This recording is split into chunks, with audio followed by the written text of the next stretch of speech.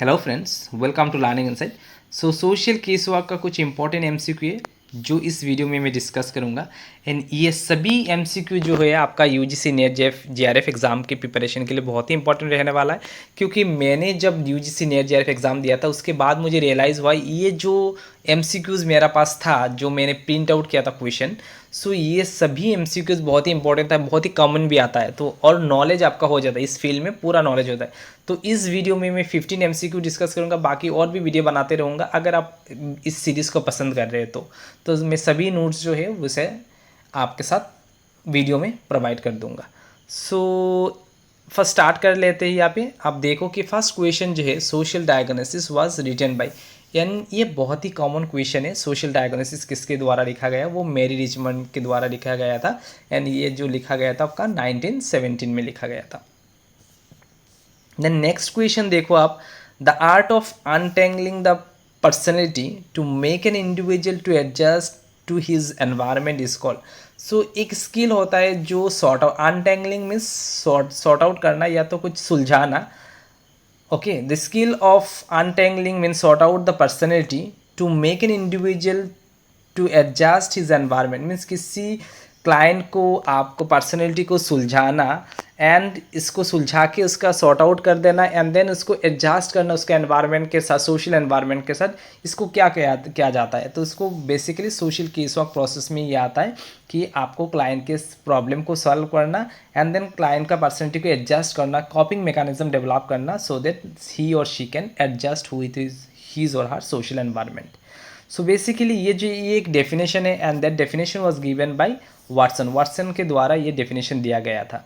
तो बेसिकली ये right answer होगा वह social case work. Then next question आता है कि social case work methods try to sort out individual issues through. तो ये केस वर्क का जो मेथड है, ये मेथड क्या ट्राई करता है कि सॉर्ट आउट कोई भी प्रॉब्लम को सॉल्व आउट करना, इशू को सॉल्व आउट करना क्लाइंट का थ्रू साइंटिफिक अप्रोच, सब social approach, psychological approach, analytical approach ये सबसे इंपॉर्टेंट नहीं है। लेकिन यहाँ पे साइंटिफिक अप्रोच जो वो बहुत ही इंपॉर्टेंट होता है, क्योंकि सिस्टमेटिकली हम लोग मेथड्स में कुछ स्टेप होता है, स्टेप के द्वारा ही हम लोग, या तो प्रोसेस है एंड प्रोसेस के द्वारा ही हम लोग जो है वो इंडिविजुअल का प्रॉब्लम सॉल्व करते हैं। सो इससे साइंटिफिक अप्रोच होगा यहाँ पे राइट आंसर।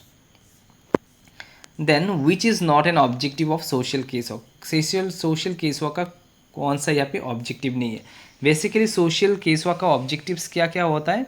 ऑब्जेक्टिव्स में यहाँ पे, हाँ, यहाँ पे लास्ट वन जो है आपका adjusting more with the society is not A objective of social case work. क्योंकि सोशल केस वर्क में आपको क्या करना है? स्ट्रेंथनिंग ईगो पावर को स्ट्रेंथ करना है क्लाइंट का, preventing problem with the social functioning, जो सोशल फंक्शनिंग क्लाइंट का या तो इंडिविजुअल का इश्यूज है उसको आपको प्रिवेंट करना है and make a good rapport with the common people, जो क्लाइंट है और जो उसका रिलेटेड इंडिविजुअल उसका एक गुड रेपो बिल्ड करना आपको एंड देन उसको कैसे रेपो बिल्ड किया जाए, कैसे इसको स्ट्रेंथन किया जाए, इसके ऊपर फोकस होता है।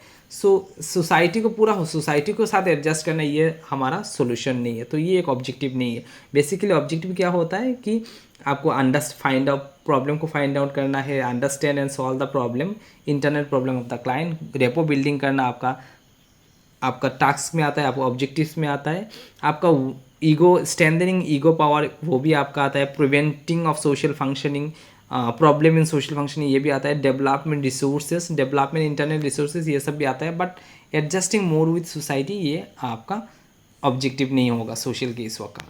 Then which is an objective of social case work. हाँ, यहाँ पे कौन सा objective of social case work बोला गया नेक्स्ट क्वेश्चन में? तो इसमें बोला डेवलपमेंट ऑफ पर्सनैलिटी, ये ऑब्जेक्टिव नहीं है। कैपेसिटी बिल्डिंग ये भी आपका ऑब्जेक्टिव्स नहीं है। Remediation of problem in social functioning, हाँ ये इंपॉर्टेंट है। ये इसके means preventing the problem in social functioning, अगर कुछ प्रॉब्लम आ रहा है सोशल फंक्शनिंग में क्लाइंट का तो उसको प्रिवेंट करना या तो रिमीडिएशन करना, ये आपका ऑब्जेक्टिव रहेगा।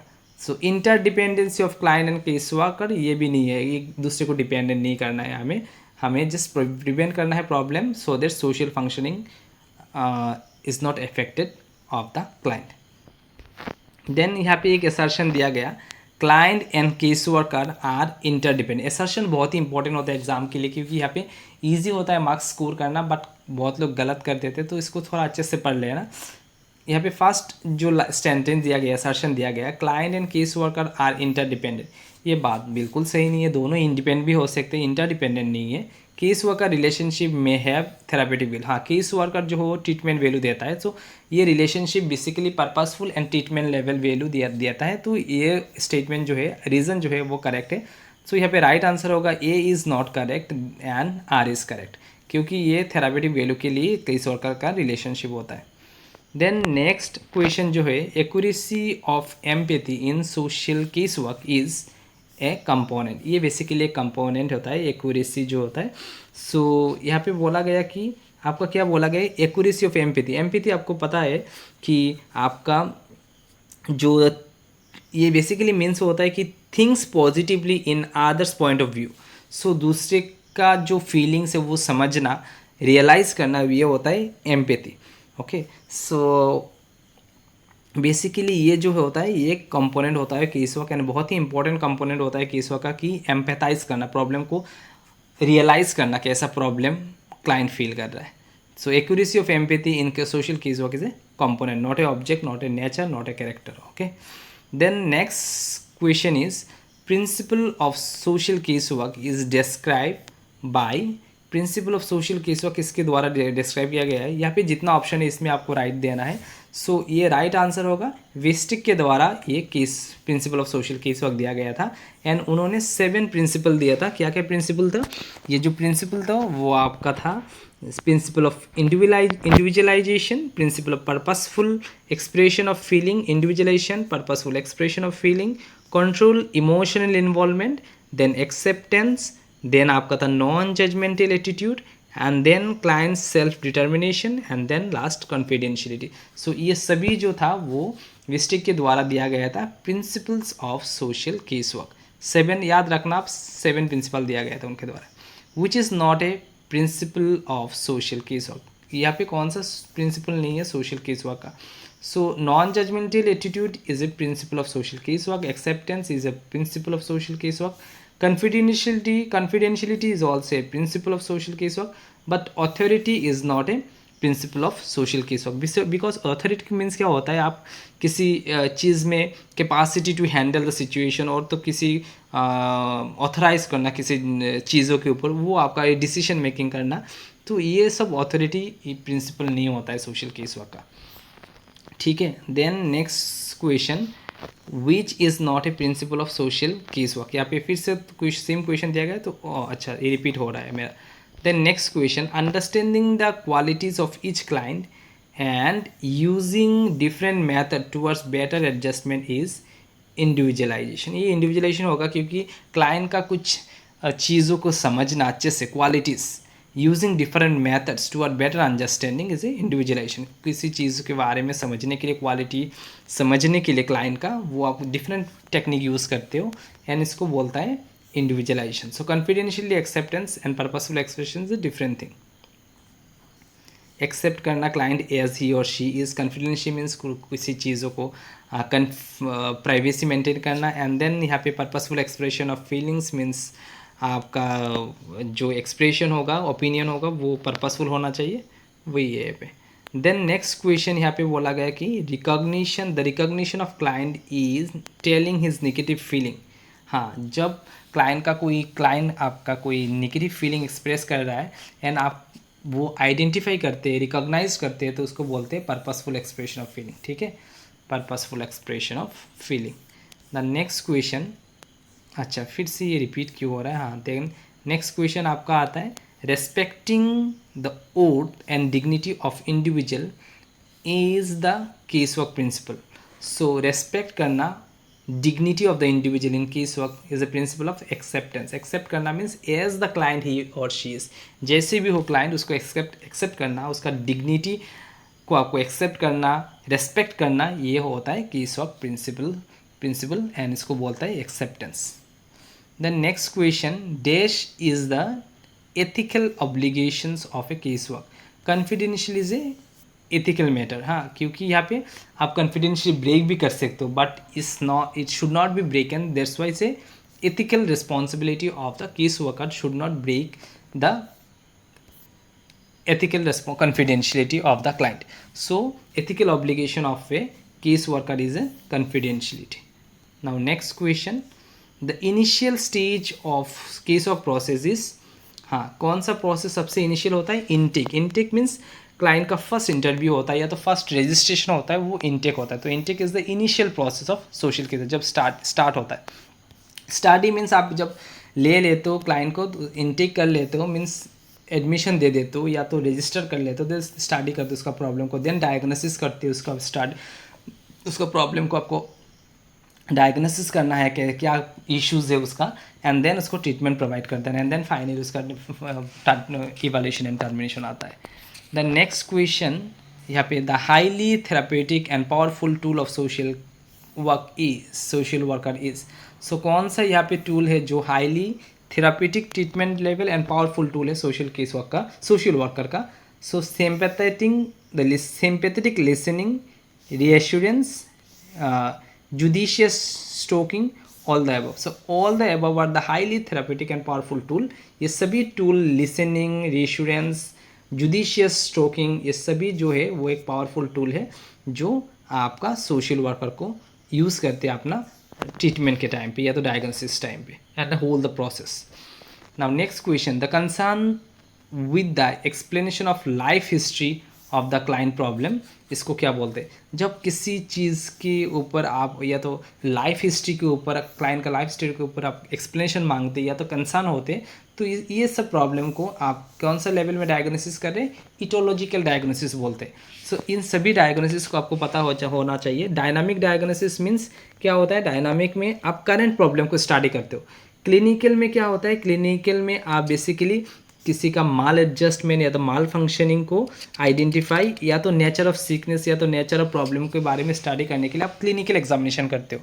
Dynamic means current, clinical means आपका जो माल एडजस्टमेंट, माल फंक्शनिंग या तो जो आपका नेचर ऑफ सिकनेस या तो प्रॉब्लम होता है, उसको क्लासिफाई करने के लिए जो स्टडी होता है वो क्लिनिकल होता है. इटोलॉजिकल यहाँ पे ऑलरेडी बोला गया कि लाइफ हिस्ट्री जब आप क्लाइंट का स्टडी करते हैं, द पास्ट इवेंट्स को स्टडी करते हैं, तो उसको इटोलॉजिकल स्टडी बोला जाता है. सो कंसर्न अबाउट, जब भी आप कंसर्न होते हो किसी क्लाइंट का लाइफ हिस्ट्री के बारे में जानने के लिए, इसको बोलता है इटोलॉजिकल डायग्नोसिस. ठीक है. The next question, the classification of client based on the nature of sickness is term as. हाँ, ये अगर किसी को क्लाइंट को क्लासीफाई कर रहे हो कि उसके नेचर ऑफ सिकनेस या तो प्रॉब्लम के ऊपर, तो उसको बोलते हैं हम clinical diagnosis. Clinical diagnosis already बोल दिया मैंने कि आपका उस क्लाइंट का पर्सनैलिटी रिलेटेड इशू लाइक माल एडजस्टमेंट, माल फंक्शनिंग, तभी आप इसको इस क्लिनिकल डायग्नोसिस आप करोगे क्लाइंट को. The next question, dash is directed toward helping the client with a problem. So कौन सा यहाँ पे ऑप्शन है जो डायरेक्ट करता है आपको कि towards helping the client with a problem? Intake आपको जस्ट रजिस्ट्रेशन होता है. स्टडी मीन्स आपको क्लाइंट का लाइफ हिस्ट्री या तो क्लाइंट का डिटेल्स लेते हो, एंड देन डायग्नोसिस आप कौन सा डायग्नोसिस, डायनामिक, इटोलॉजिकल या तो क्लिनिकल डायग्नोसिस आप करते हो. उसके बाद ट्रीटमेंट जो होता है वो ये directed towards the helping the client means solving the problem, इसीलिए आप ट्रीटमेंट प्रोवाइड करते हो. ठीक है. तो ये सभी है आपका प्रोसेस, एक्चुअली सोशल केसों का प्रोसेस होता है. Then next question, which is not an objective of social casework treatment. Treatment में कौन सा ऑब्जेक्टिव नहीं है? अच्छा, ठीक है, कौन सा ऑब्जेक्टिव नहीं है आपको ढूंढना है. Preventing social breakdown is a objective of social. Prevent करना किसी सोशल प्रॉब्लम को या ब्रेकडाउन को. रिस्टोर सोशल फंक्शनिंग, किसी सोशल फंक्शन अगर थ्रेटन हो रहा है तो उसको रिस्टोर करना, ये भी ऑब्जेक्टिव होता है सोशल केसों का. इंक्रीजिंग सोशल कंट्रीब्यूशन, हाँ, उसका पार्टिसिपेशन, क्लाइंट का पार्टिसिपेशन, क्लाइंट का इन्वॉल्वमेंट इंक्रीज़ करना, ये भी एक ऑब्जेक्टिव होता है केस वर्क ट्रीटमेंट में. But capacity building is not an objective of A case work treatment. Capacity building ये आपका केस वर्क का जो ट्रीटमेंट है उसका ऑब्जेक्टिव नहीं है. ठीक है. बाकी सभी जो है यहाँ पे इम्पोर्टेंट है, ये सिग्निफिकेंस रहेगा यहाँ पे. Then next question is, dash is the process that enter into intervening the process. Intervening the process means social case का जो ending process होता है, जो limiting the process होता है, जो आपको पूरा प्रोसेस को लिमिट कर देते हैं, तो उसको हम बोलते हैं कि टर्मिनेशन है. टर्मिनेशन के टाइम पे हम लोग क्या करते हैं? द एंडिंग और लिमिटिंग द प्रोसेस. हाँ, जो स्टार्ट करते हैं हम लोग केस वर्क, वो एंडिंग करते हैं या तो एंटर इनटू द इंटरवेंटिव प्रोसेस, तो इसको हम बोलते हैं कि टर्मिनेशन। ठीक है, okay. So in this video आज और डिस्कस नहीं करेंगे, बाकी नेक्स्ट वीडियो में हम लोग डिस्कस करेंगे और MCQ social case work chapter के, जो आपका यूजीसी नेट जेआरएफ का 3rd चैप्टर है, उसके ऊपर हम एमसीक्यू बनाते रहेंगे। अगर वीडियो को लाइक करते हो, पसंद करते हो तो डेफिनेटली लाइक करो, चैनल को सब्सक्राइब करके रखो। एंड अब अपकमिंग दिसंबर के प्रिपरेशन के लिए अच्छे से मेरा प्लेलिस्ट में सभी तरह के वीडियो मिल जाएगा, आप सभी को देखो एंड प्रिपेयर करो। मैं क्वेश्चन या तो कुछ क्वेरीज है या तो कुछ टॉपिक में कवर करना चाहते हो तो आप मुझे बोलो, कमेंट में लिखो, तो मैं ट्राई करूँगा मैं प्रोवाइड करने के लिए notes and materials and all. So thank you.